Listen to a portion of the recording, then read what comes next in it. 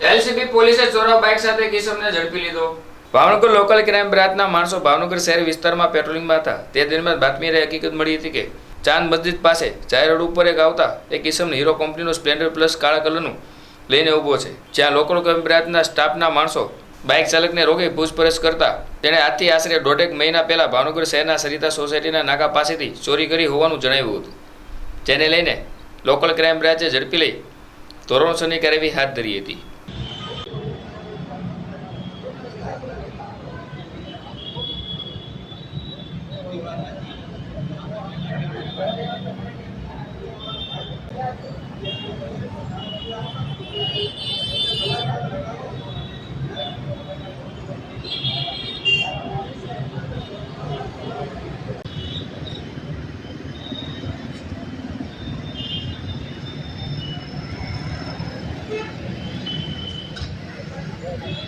એને બહુ લાગી।